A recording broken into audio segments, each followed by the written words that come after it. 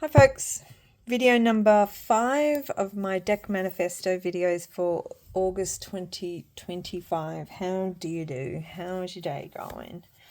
It's wintry, it's windy, it's pretty icky here in Victoria, Australia, so this is a perfect day to video. Although I'm going to have a little bitch and moan, I did just accidentally delete a whole video that I'd recorded, so proof of my inexperience. The Dao Oracle by Ma Diva Padma. I really enjoy using the I Ching as a divination, even though it's not, like my wheelhouse of cultural understanding. When I've reached for some coins and gone and looked up in the Book of Changes, the association, uncannily good guidance, I find. And then I grabbed this deck because it's got a bit more of a contemporary take, and the artwork's so damn beautiful. So look at this. Look. Yeah, so it's a good one because it's got keywords as well. You can just use it as a regular oracle deck, and I think just the actual title, like Keeping Still, is still really pertinent to a lot of clarifying oracle roles. Does that make sense? So like for example here, standstill, alienation, a stalemate, stagnation, withholding, grinding to a halt, insensitivity, mistrust. Gorgeous depiction. The gentle, penetrating, a soft approach, faith, moderation, a subtle but deep influence, understanding, non-violence. Let me know if you'd like me to do a thorough walkthrough of this, because I'm happy to. I'm happy to do a walkthrough of every deck I own, so give us a little nod if you think that'd be a good idea. I think everyone's got their own unique take, and I'm no exception, so why not? I edged it. This is the one, that antique-y. This is just a refill, so it's distress ink, antique linen. I think I saw it on, I'm going to say Dawn Michelle because it was a long time ago and I haven't seen any of her videos for a long time, but I'd say it would be her. And I basically, wipe that on everybody and everything at the moment. The cat? No, I don't. I'm kidding. Right. Pause. Can't tell you how frustrating it is to have recorded this and the next one, because it is a box in a box with a book and a deck. So it's the Heavenly Bodies Astrology deck, which I'm fairly to middling certain that you've probably seen it before on Tarot Tube if you're an interested person like I am. Beautiful, gorgeous artwork. I'm just going to shuffle you over again. I use this deck primarily with my own astrological chart as a way to... I do some work with my chart where I'm seeking, because my deep interest in archetypal concepts as well as individuation and active imagination and all the Jungian thought, I'm really interested in aiming to try and balance out my chart while understanding my own special blend of me. Also seeing that I have a lot of air and I have a lot of fire in my chart, and how I can integrate other elements, the other two primary elements, into my everyday life to seek to balance me out. So for example, with this fire and air, I have a long history with horticulture. I spend a lot of time with my hands in the dirt, hence the state of my hands. I go to the ocean, southern Victorian Ocean, every day and get in it, and just really sort of connect with the mood of the ocean and contemplate the water and feel it on my body and all those sort of things as a genuine sort of ritualized practice to sort of balance the elements out a bit. Otherwise I can be way too much in my head or way too feisty. So, or just, you know, want to achieve things and just, I'm totally an ideas person. And sometimes I need to be grounded. So I use that while I'm contemplating all these things. This deck is a really lovely one. It's so pretty and it smells, to me it smells like the printing that used to be when I was in my early primary school. Reminds me of the worksheets my primary school teacher, Mrs. Riddle. She was beautiful. Yeah, look at that Earth card. I mean, hello. Mass market too. So yeah. Heavenly Bodies Astrology deck. I love that sentiment. In the inside of this box, which is the Wild Unknown Archetypes box, that then has the box inside it with the cards. So the archetype deck is a firm favourite. I don't use it often in terms of getting it out often. I usually have a card that I'm contemplating for sometimes weeks, occasionally months, usually because I forgot it and it's sort of slipped and I haven't, you know, if it's that long then I need to refresh. It's another one I use for deep contemplative work. I've mentioned it before, I think, but Carl Jung is kind of officially my dead guy crush, and I am totally fascinated by all things Jungian. And this is another one of those decks that just offers a lifetime of connection to that. I don't think I'll ever get tired of it, even if it sort of slips down the back and doesn't get used for a while. I'll find it and use it. I did write all the keywords and things around the outside, as I saw on a video. I'm pretty sure it was Danny Mystic, who's so creative anyway. She comes up with great ideas. Yeah, and I'm glad I did. So it's made it really very useful in terms of when I have just like flicked one out, had a quick thinky think on it. I'm curious if anyone's got the pocket edition of this and if they think it's a worthwhile acquisition, because lugging this around if I'm going away for any long period of time is a bit much. So I'm just curious really about the guidebook. Can you even read it? Because I imagine it would be quite small. So yeah, but that's you know, like, I don't think many of my decks are real great surprises, and this is, you know, very well known and widely available.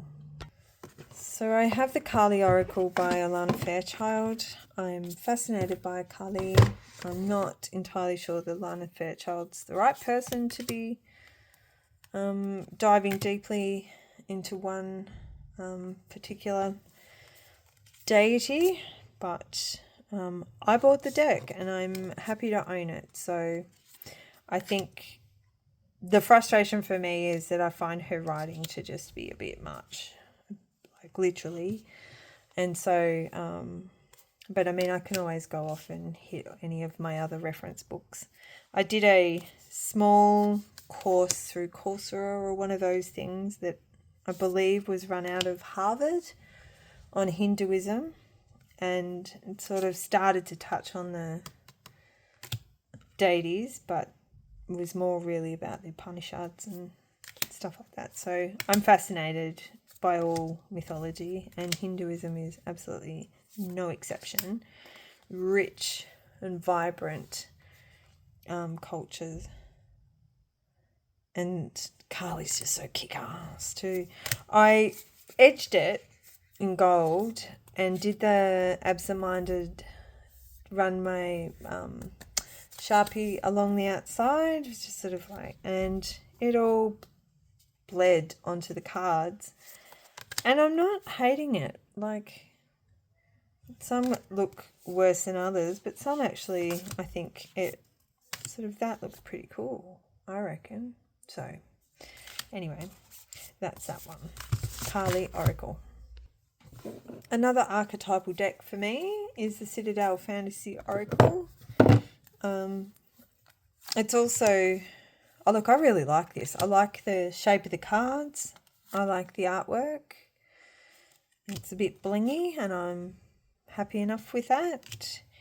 It's a tabletop game too, apparently, but I'm not interested in that. Not at this stage. I mean, it'd probably have to be a long winter without power maybe before I decide to try and...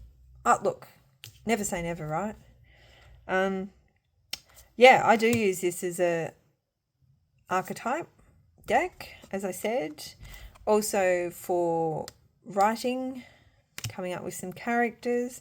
I do like, because it's got 2 keywords here, perseverance and faith, for example. I might place it here and put 2 cards on either side to explore concepts like that. Yeah, so say here the divine timing and evaluation. So I could place it there and think, bring out a card and have a think about divine timing and what that means, and evaluation.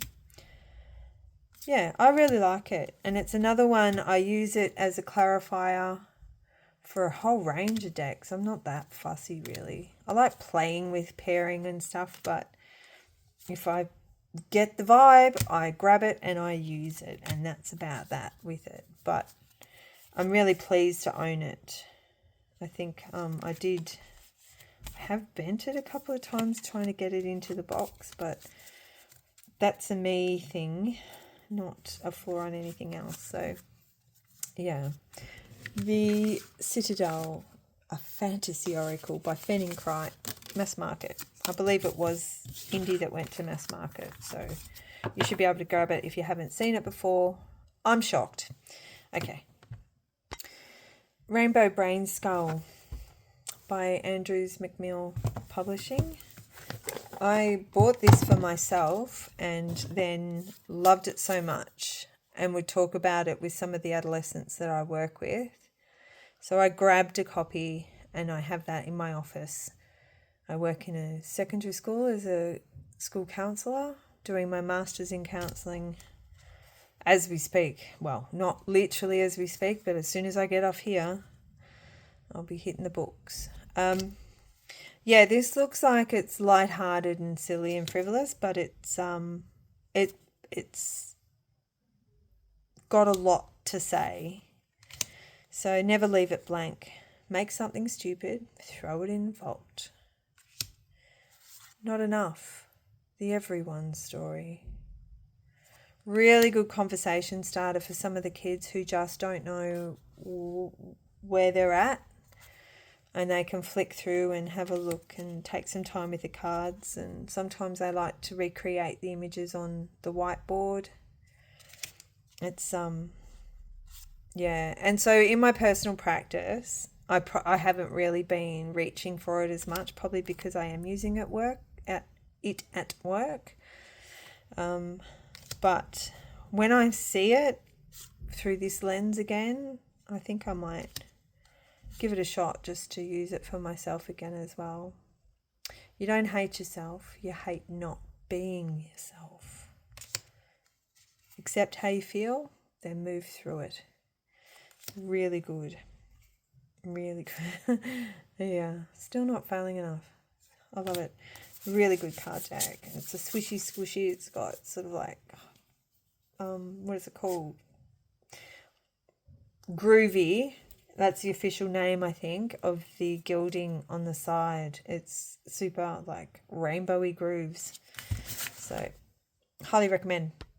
The Crafters Tarot. As I've mentioned in previous videos, I've got a long horticultural background.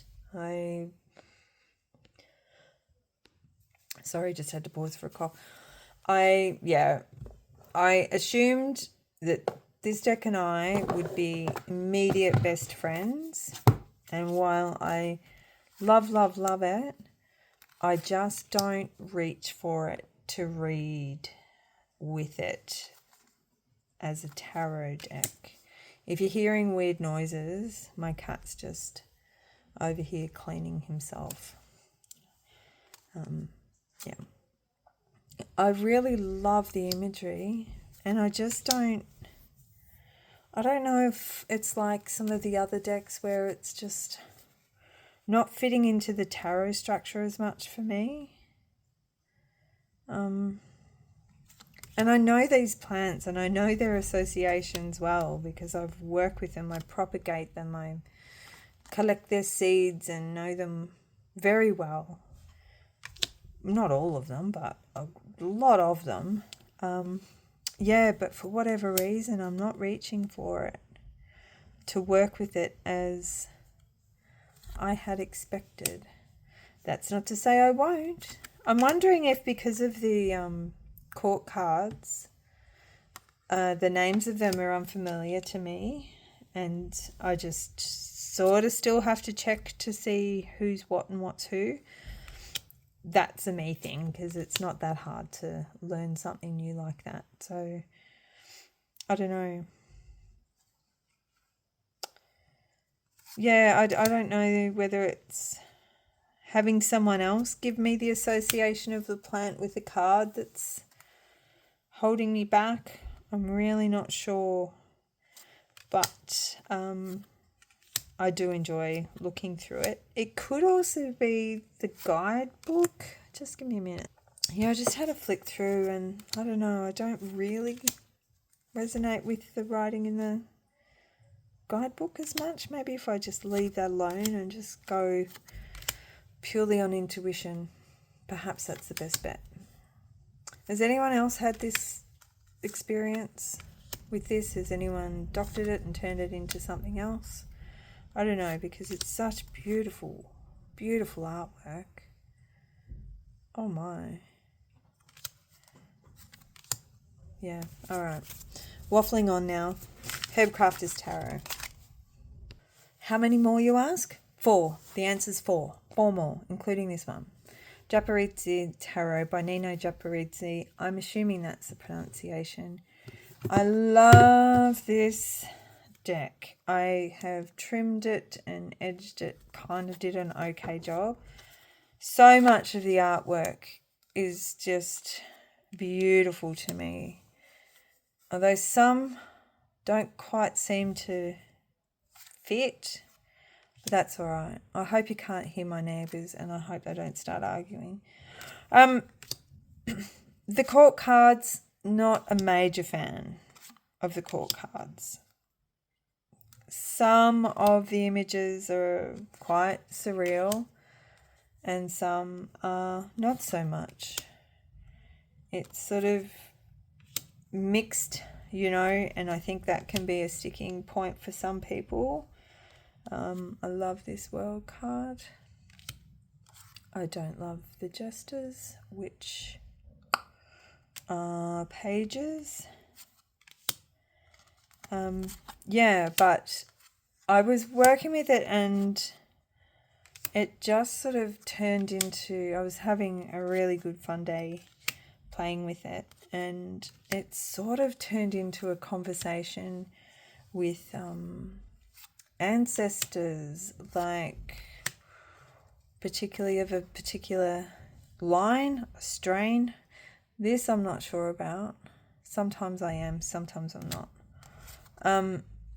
Yeah, so now there's a particular person that I often converse in my mind with through this, and just sort of when I'm missing that person, I can have a little chat. I'm not saying or claiming that that actual person's energy is coming through and communicating through the cards. Not a fan of that. That's my second to the, I don't know if you saw my issue with the Frenetic Pinter Hangman. Yeah. But because I've had moments of communicating and diving deep with someone that I'm very connected to, this deck will go nowhere for that reason. Tarot of the Divine by Yoshitani, inspired by deities, folklore, and fairy tale. I have trimmed and edged mine, and I really like it. I love the colours and the artwork, and I think it's a banger for Rider-Waite clone. It's such an easy read. If you don't want to get into all the stories associated with the characters depicted, you can just do a read. I'm not interested in buying big books and extras for this. Happy enough. The guidebook's thin and a bit meh, but it tells you what story they're relating to or what she's relating to, so it's easy enough to go looking it up. And I do sometimes, and I intend to keep it around because I'll be doing that over time and over years and learning them all different, I'm just happy to keep pottering along and playing with the things that I have while adding newbies. Haven't bought anything new for a while. Got any hot tips? Is there anything I need? Give us your recommendations. So yeah, I really like it. I like the cardstock too. Do I love it? No, but I've got no inclination to get rid of it either. I'm not mad at it for any reason. So I think it'll be fun just to play with and get more, what are they called? Like seeds to go looking for the stories within, and maybe learn some of the stories minus the Disneyness. 2 to go. 2 of my faves. Angelina Mirabito's Lantern Oracle. It's a banger for shadow. There's that old shadow work. Deep dive work. Please don't play around when you're feeling vulnerable. Take this when you're strong and you're ready to dive deep and start healing. This is not a place to go, in my opinion, when you feel like shit. Especially if you feel like shit about yourself, or you've got some really raw wounds and you're triggered AF. Take a step back, do something gentle, build yourself up, and then consider it. Assistance with access. It's necessary to ask for and accept help in order to receive it. True. And even some of the images can be quite challenging at times. Not all of them. See if I may have gone through with some of them. I love the diversity. I love that it goes from maiden through mother to crone, and every woman depicted is beautiful. Even though some of the choices, I'm here for it. Things like this can be a bit much for some. I think it's an important deck to own. It's an important deck to have, but it's also edged black. It's not vital to do all this stuff on your own, and if you've got lots and lots of stuff, I hope you've got someone that you can trust, that you can work with, a therapist of some kind, someone who's not going to judge and not put their shit onto you as well. Because unfortunately, it's wonderful to have family and friends in your corner, but sometimes they see it all through their lens rather than yours. Whereas a therapist is trained to not do that. And if they do that, ditch them. Final one, Into the Lonely Woods, Dan May. Oh my goodness. Lucy Cavendish, I don't read the guidebook. This for me is Dan May's deck. I cannot speak to how much I love the images in these cards. And Dan May and all art creators, please continue to create without the assistance of AI, because there's so much human feeling in this. I love it so much. No one tell me that this was used with AI. Please don't. Even if it is, please don't tell me. Don't spoil it for me, because I love it so very much. The melancholy, sentimental, and sort of like a liminality around it. Is that even a word? It's just too beautiful for words, this deck. I love it beyond. I used this with the Murder of Crows deck too, which was a surprising little combo, but very, very potent and loving. So I just adore it. And I think the keywords are enough. I've never really minded the book at all. So I think that's a beautiful one to end this little series on. So thank you to everyone. You're very groovy, all you folks who have commented and subscribed and done all the stuff.